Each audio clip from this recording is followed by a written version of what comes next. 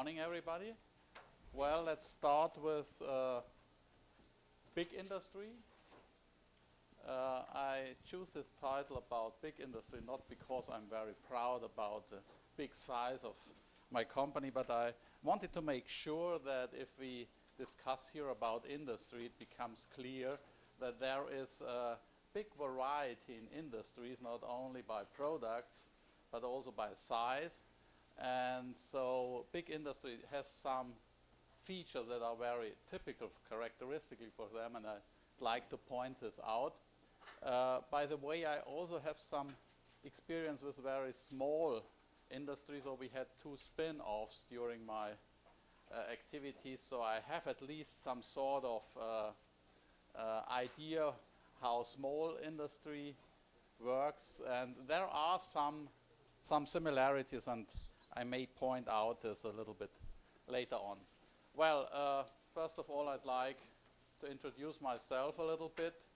I have been with this big industry company for almost 30 years, 25 years of them in a senior management position in R&D. So always along more these terms, simulation, modeling, simulation, optimization, so heading departments and with this focus. And in a little bit different settings, I will show you in a minute, starting from microelectronics to very different areas, software engineering, and finally production processes. So it's a very broad scope in applications, but this also has to do with the product scope of our company. Well, I'm also affiliated with the university, with Technical University Munich. This shows a little bit that we have a strong interaction with academia, so even going to the point that we do at some point teaching at university. Of course, also one of the main reasons is fishing for talents. Otherwise, it's a little bit more tricky to get the best heads if you just wait who comes along and detects that a big company may be interesting, especially in this, as we discuss here, area of mathematics, where people do not have too much picture what is the opportunity and what can be done.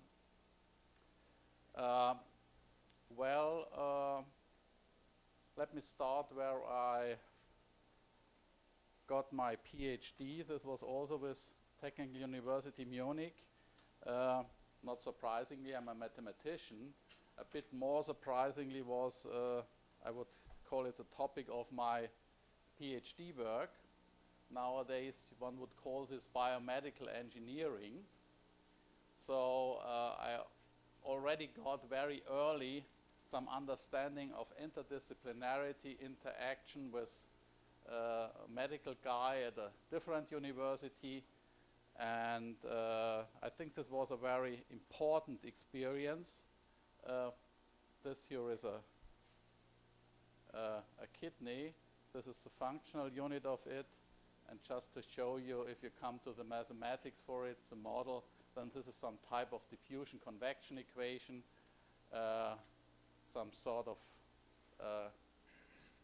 parallel tube system, and of course you are interested to calculate under different settings what happens in there. You can influence this by a medical treatment and so on. So the guys were very interested to have some environment where they not only have their tests with typically rats, and that's a very expensive and time consuming, so simulation, of course, at that time was a very modern way of improving these capabilities at the medical sciences. I did not come with this application to Siemens, so it was somehow 2 steps back, because biomedical engineering and these topics showed up at my company some 5, 6, 7 years ago. I started almost 30 years ago. So the topic where I started, I will show you in a minute. Before I'll explain to you a little bit what Siemens is, not going through all the company slides, but more showing you a little bit what's behind company slides, because I think this is also important for people looking for a career in industry. It is not easy to understand what a company really is and whether it's the right setting, the right environment for somebody just by looking at the internet or the company slides. So we already heard several times over the last 2 days, internships are an ideal way to get an understanding. I didn't have an internship with Siemens, so I somehow learned in my very first years what's going on there. So Siemens, I don't want to bother you with numbers. A large company, 360,000 employees, worldwide setting, 4 main sectors where we are active: energy, healthcare, this industry is automation, drives, and production facilities, and then infrastructures and cities.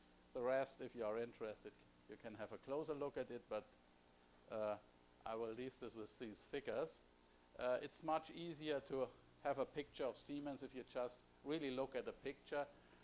We are focusing and strong in what we call large infrastructure projects, so where you have energy production, wind power is very popular at the moment, healthcare, building technologies, and so on and so forth, airports. So these large infrastructure projects is a typical setting for a company like Siemens. Well, and we of course have a vision, partner of choice for electrification, automation, and digitalization. For the first 100-some years of Siemens, electrification was a key element. Automation has been a key element for the last, I would say, 40, 50 years, and digitalization now maybe is the youngest part of it, the last 20, 25 years even. Well, the most characteristic part of many of the big companies is that they have something corporate technology or corporate R&D. So our headquarters here in Munich, where we have around 1,500 out of our 2,400 corporate R&D people, has this typical organization that you really find their mathematics not only in single persons but in groups, even in departments. So there is one I already mentioned. I have been responsible for this modeling, simulation, optimization. That's more the physics-based mathematics. We have a big group there of already around 80 to 90 people in analytics, so more the discrete mathematics. There is, of course, also a cryptography group. If you look for imaging, then it's not in Munich, it's in the United States. So we have also an international footprint, a lab in the United States, Beijing, India, Russia, and so on and so forth. So, but this is, I think, one of the key elements. It's much more easy for a mathematician to find a counterpart here, because there are, let me call it, clusters in something like this corporate R&D, this corporate technology. But I also should mention this is only a pretty small fraction of R&D activities in the company. Each of the business units usually has, of course, its own development, R&D. You, of course, also there find quite a number of mathematicians, but not in this, let me call it, easy way to detect. Well, I told you it's easy to more easy to connect for a mathematician. But you should be aware that in industry, research is, I would call it, not the key element. Innovation is, of course, very important, but there is a standard discussion that research usually is burning money, and the purpose of the industry, of the company, is to make money. So a simple,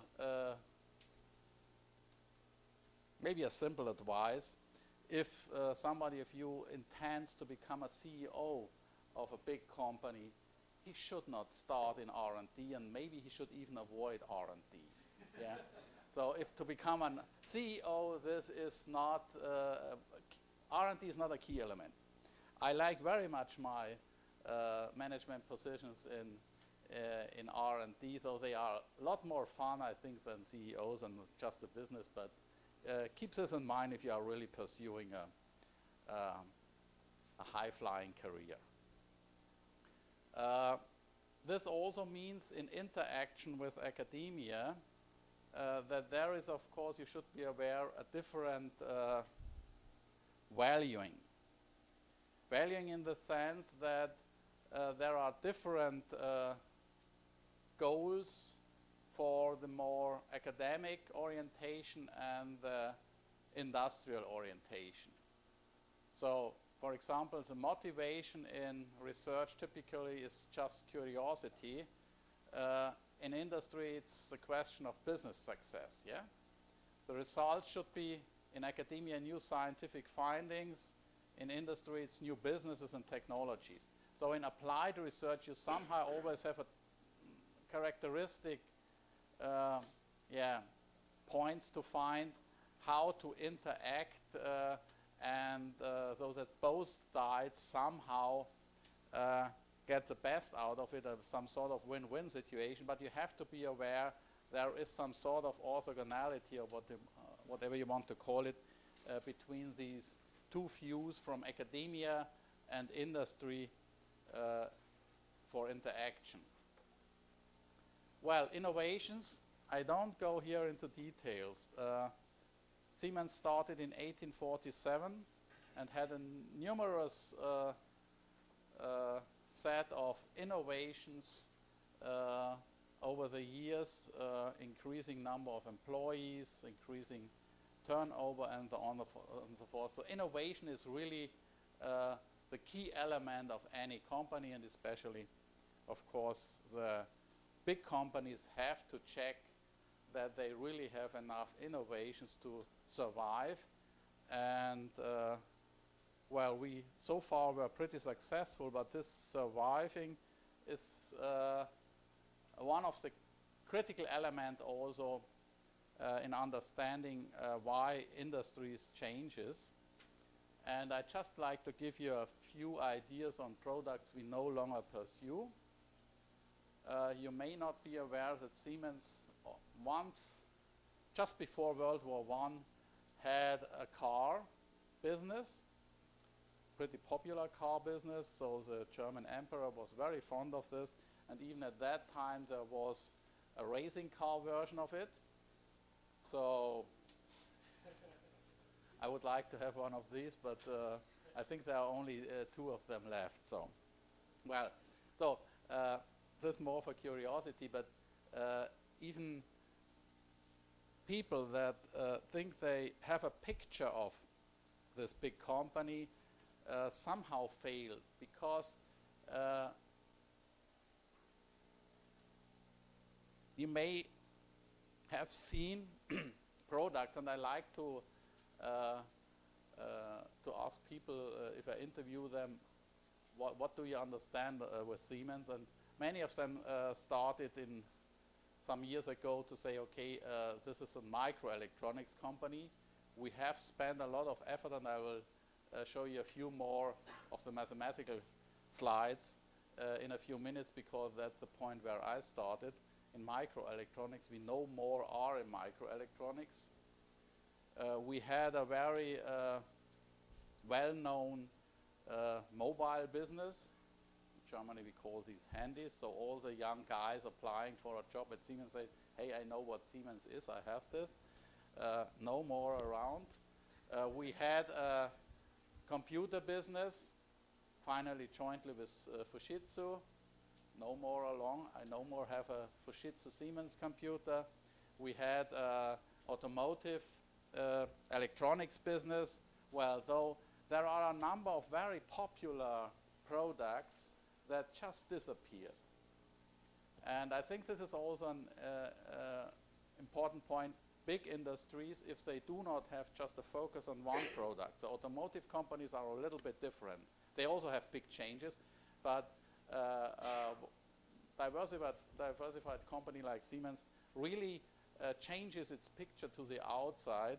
So one should be aware of this. And one of the key points I just like to show you here between 1970 and 2004, the change in the electrical and electronics market, and that's the reason why Siemens then finally dropped out, is a huge, not only increase in turnover, this would be attractive, but a dramatic change in from conventional electrical engineering, the majority in the 70s, to industrial electronics, information, communication, and so on in 2004.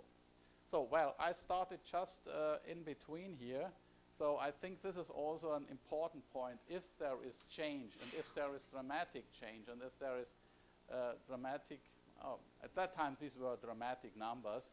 Nowadays with internet companies you see even larger numbers. This is an interesting point to start with a company, because this also may push your career very dramatically. Well, I started in electronics.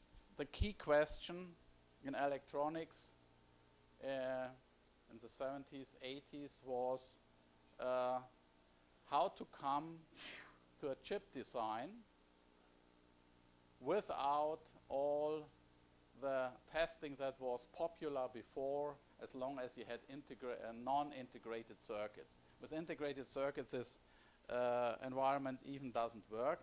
Well, at that time, computers already were very successful, though the key element for the engineer in electronics design is to have a computer where he can put in his design idea of the circuit and can see how does this really work in terms of voltage and currents. Well, the starting point for these programs, and the most prominent one, is an engineer's program, SPICE 2.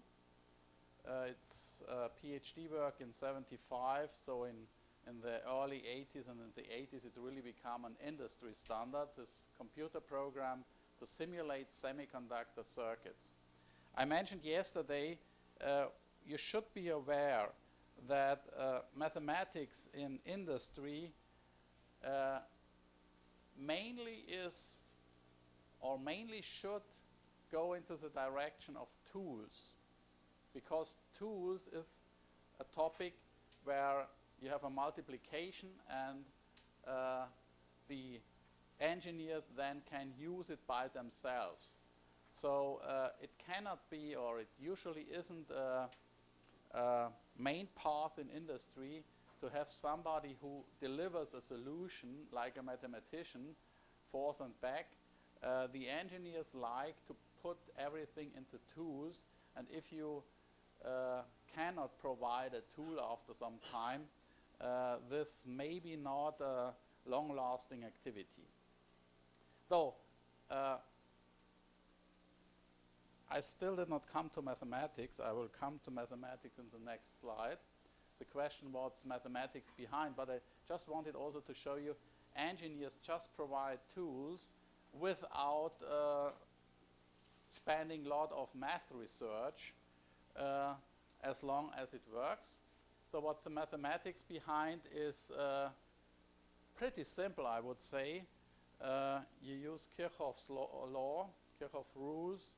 You have a description of the network, of the electrical network. That's in fact just an incidence matrix. And you have a description of the components, mainly the transistors, resistors, and so on, all these electrical parts. And they are typically described by some differential equations in the set of algebraic equations. So summing up all of this then gives you such a comparably simple system. It may be pretty large depending on the number of nodes in your circuit, but at that time it was solvable with the standard mathematics tools. The key element that popped up in the early 80s was that one detected that this type of ordinary differential equation isn't that simple as the engineers expected. It looks simple because there is only a small fraction of algebraic equations that also is within this set. But the combination of differential equation and algebraic equation turned out to be a challenge in mathematics. And I just took the starting sentences of an Oberwolfach-Conference in 2006. In the early 80s, it was mainly Linda Petzold and her PhD professor, Bill Gear, that made the first step to show that DAEs, differential algebraic equations, are not differential equations. There is very tricky mathematics behind it, and a number of failures in these programs goes back to not early enough understanding what's behind it. So there was a lot of mathematics, and this was a lot of challenge and work for us. So I just named here a number of these mathematical challenges we tackled at Siemens. So the solvability, existence, uniqueness, and so on and so on. Going down to topics like partial differential equations and stochastic approaches in the final years. We developed then a tool of an in-house tool called Titan, and were pretty successful with this, especially in terms of complexity. So we once had some sort of world record in electrical circuit simulation. At that time, we were in a very competitive situation, cooperating with Toshiba, and the Toshiba guys always claimed they have a faster version of SPICE, and we claimed we can do better with our version. So this was an interesting competition. Well, during that time, we already had contact, not only contact, but active interaction with the IMA. There were at least 2 hot topics workshops dedicated to the industrial questions in there that helped a lot to interact also with the US industry, the US semiconductor industry, and to understand which directions to pursue. So let me switch now from circuit simulation to I would call a standard topic in industry, optimization. We already heard a number of applications of optimization, and it's of course, I would call it pretty similar in our setting, in our environment. The challenge here is the function evaluation is very, very expensive. Of course, testing is even more expensive, but the function evaluation expensive also in terms of computing time. So you have to find an optimal solution with a very small number of function evaluations. And this is a setting that is not the typical academic setting. And therefore, we spent quite some effort to find solutions to provide optimal designs with a very small number of function evaluations. so that an engineer at least could get a result within a few days. There is a number of problems I just like to share with you here. One of the topics that I can share because it's no longer Siemens business, turbochargers, where we did a lot of optimization works, and you see such a turbo machinery really has a lot of engineering questions that always end up with optimize, maximize, optimize, and so on and so forth. Well,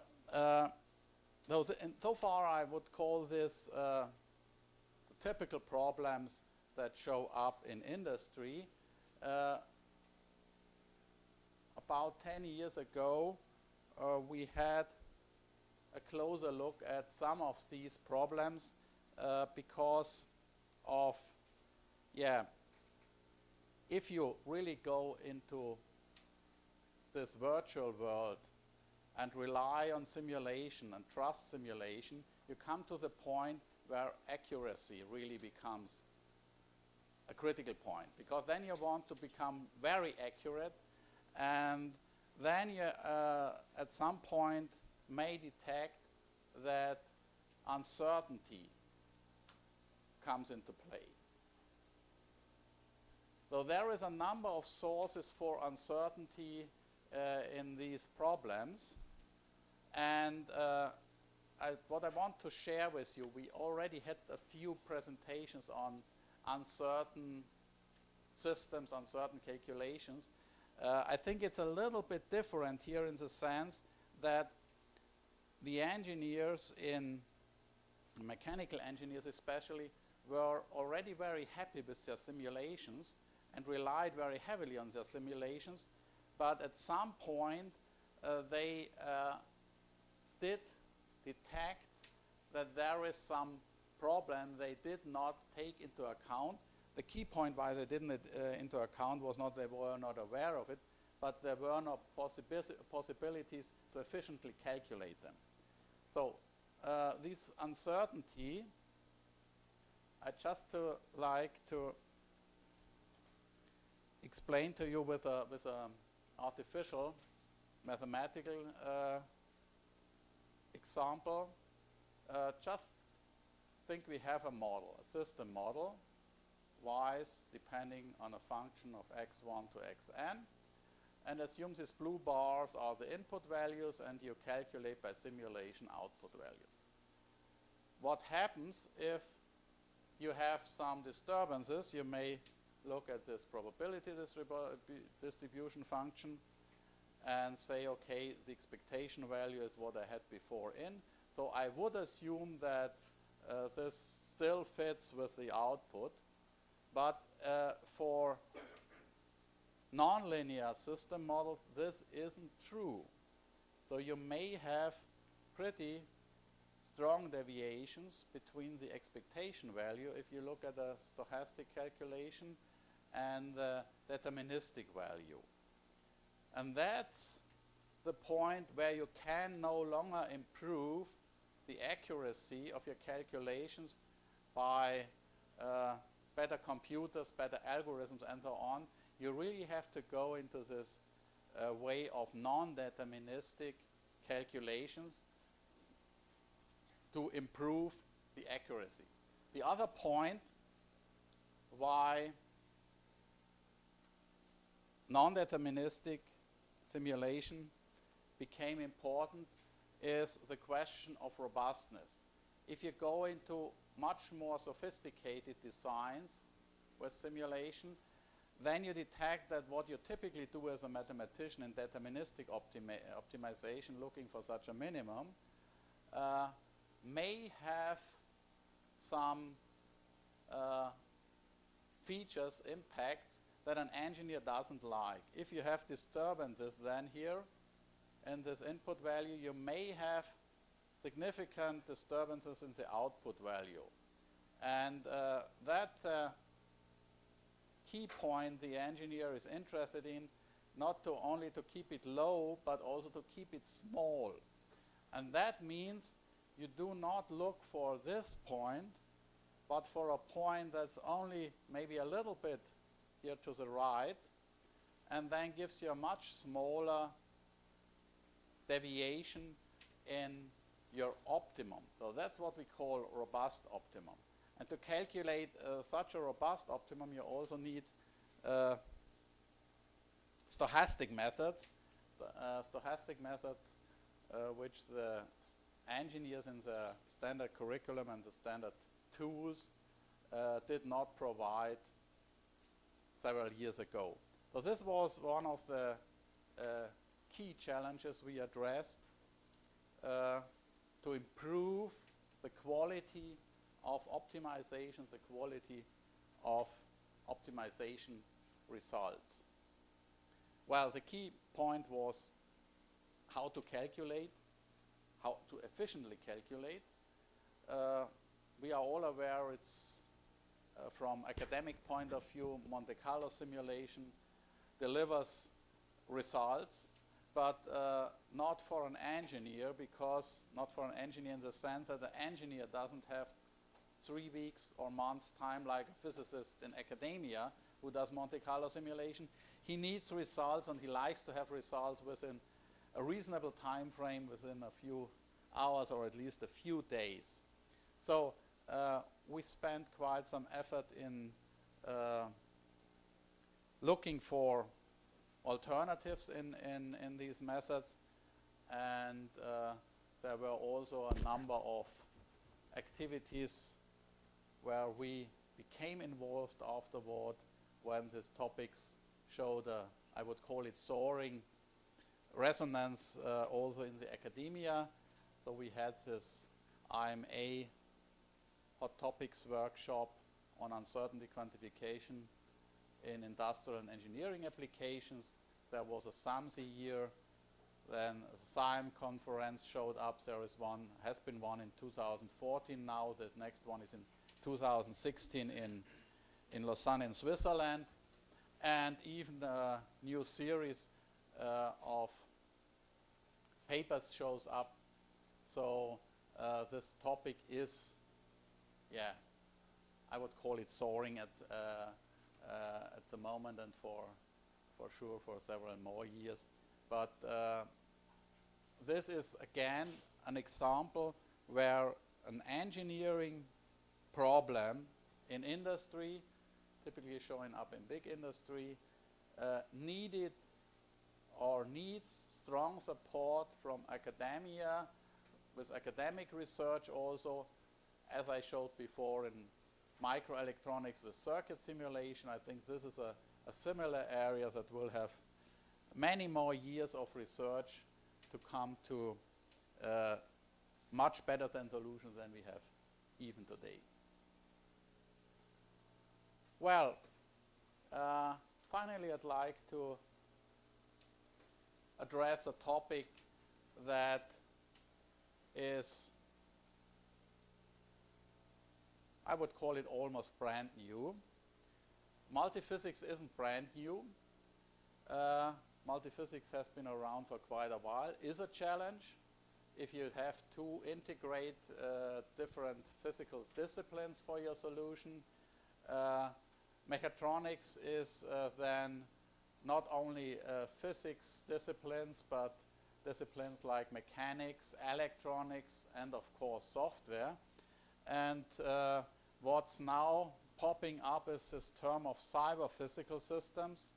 Cyber-physical systems is even an extension of what you may have heard of these Internet of Things, or the combination, the interaction, communication, even of single products. Whatever values you can create, that's in many cases still open, is a field, of course, very interesting for industry to explore. Where is the beef in here? This industry, that's a German industry 4.0, is an initiative in Germany. There are strong initiatives over the last 2-3 years in the European Union, funding activities to go along with these so-called cyber-physical systems. And cyber physical systems is even more than these, you could call this more the embedded systems or mechatronic systems. This now adds the communication part and enables completely smooth interaction of physical entities with digital entities. The definition of cyber physical systems originally stems from, here is a book from UC Berkeley. This is, I think, the very first that used this term cyber physical systems. There still for the embedded systems. Now it has a bit of extended definition, and there is a simple sentence here by Helen Gilg from the National Science Foundation: integration of computation with physical processes. Yeah. So this is still, let me call it, the abstract definition. Though the European initiative targets, and especially the German initiative, targets very much terms like smart factories. So improve production very much by integrating computing power or computing elements into standard fabrication, using the communication to end up with something that is called smart factories. So smart production is a very important part of this. It's not Siemens alone that pursues these activities. Just to show you, General Electric also goes along with this topic, industrial internet, that has a very similar setting. So I would simply say this is very much the same basic idea. Of course, the technology enables these types of interactions, and how you coin them is a different point. So this is the November 2012 report by General Electric, a white paper, how this might look like from a industrial point of view, though it's not just Siemens point of view, but also our big competitors go along a similar way. You may have a look in this book if you are interested. This is more, again, the embedded part of cyber physical systems, so the embedded systems part. But I just want to show this to you. First of all, Reinhold Achatz has been head of our corporate research and technology, so it has a lot of Siemens flavor. It's not only a software engineering topic. The term, the coin model here already shows to you there is quite a lot of mathematics necessary to go along with this topic. Not yet involved in this book, because this is ongoing work. And to give you an idea of what type of mathematics or what direction it goes along, we pursue very heavily this so-called digital twin philosophy for this cyber physical systems, to bring together so far isolated and distributed modeling activities, so these fragmented models, tools, and so on, into a consistent way so that one can work as an engineer with it. The original term digital twin you see here stems from the NASA. They have the simple problem with their satellites. As soon as their satellite is in orbit, you no more can make testing or something like this. So they, I learned, typically have a physical counterpart on Earth.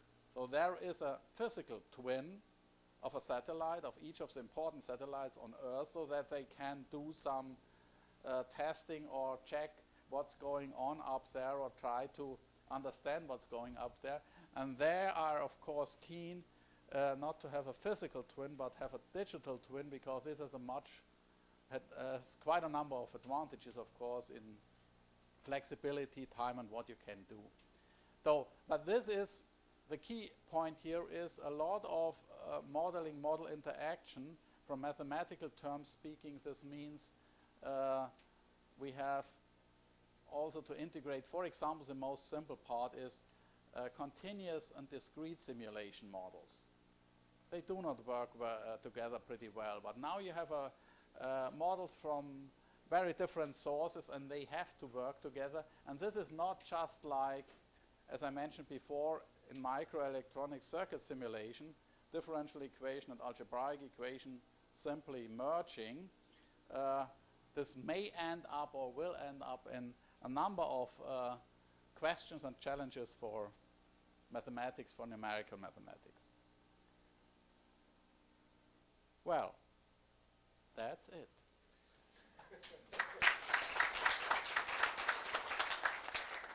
Well, that's it. I thought about to make a number of conclusions. We already had, I think, a variety of conclusions I fully agree with. I think the key point I just wanted to make, and I tried to start with this yesterday in the panel discussion, there is a huge change. There are huge changes at the moment. And huge changes, at least for the young people, means huge chances for careers in industry and huge opportunities and challenges in academia. So I'm very optimistic that we are in an area where mathematics really can contribute dramatically, not only contribute, is a necessary part for progressing. Yeah. Okay. Any questions for Albert?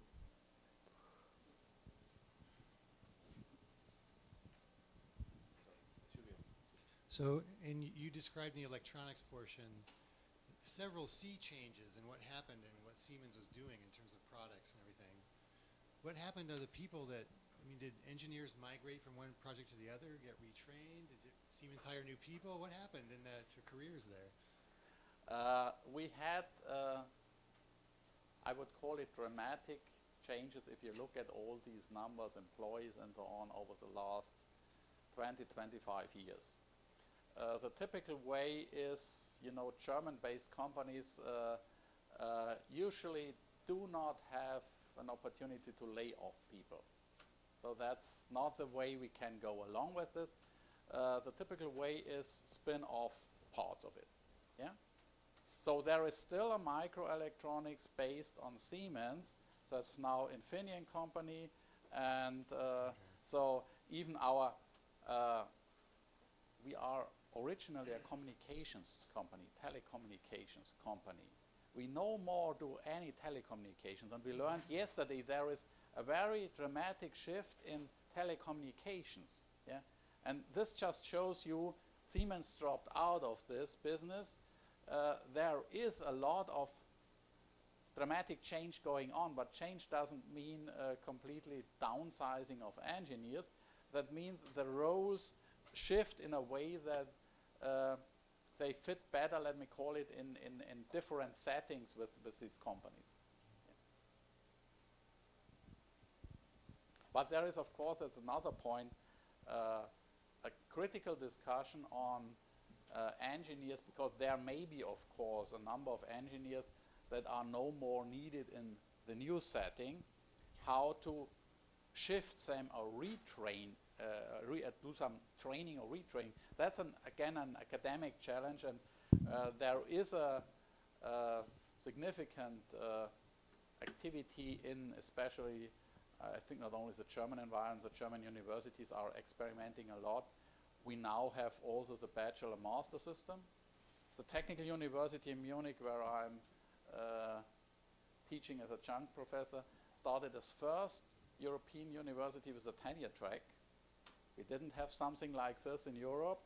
So there is a lot also going on the academic side, exciting topics that are really challenging.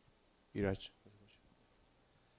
You mentioned the function of corporate research, but also the existence of business division Yeah. research. How do you interact with them? How do you avoid duplicating research or competing with them? You cannot fully avoid this. There are, of course, let me call it mechanisms. So the corporate research usually gets the majority of its financing by projects with the business units. So we are somehow dedicated to topics that are a bit too far ahead for the business units, because business units have a very restricted time horizon for the next generation of products, not looking too far to left and right, and some synergy topic. If there is a research and development topic that is relevant for more than one or two business units, then typically they agree to say, okay, let's do it in the corporate. They then can provide us much cheaper with the results. Yeah. But there is also in some cases competition, and the business units are also free not to go to the central, to the corporate R&D. They also can of course go directly to academia, universities, research institutes. We have in Germany this famous Fraunhofer Institute that bridge especially between academia and small, medium-sized and large industries. So there is also somehow a bit of competitive situation for these corporate research and development departments. But the funding for corporate research is essentially as a tax to the businesses. Yeah. Okay, let's thank. Oh, you have another. You mentioned that cyber-physical system. I think this is a really big area. Unfortunately, not many mathematicians have caught on to this. NSF is putting a lot of funding in this area. So the key point, as I claim again, is the engineers claim it. Maybe a bit the computer scientists. Yeah, not only a bit. They also try to get their chunk because they say, okay, it's not traditional engineering. It's mainly computer-based activities, or the computer science. But again, the mathematicians did not so far detect where is their beef in, and therefore I showed you just an easy example for this is this digital twin, because this is definitely modeling simulation activity with a lot of mathematical challenges in it. Okay, let's thank him again.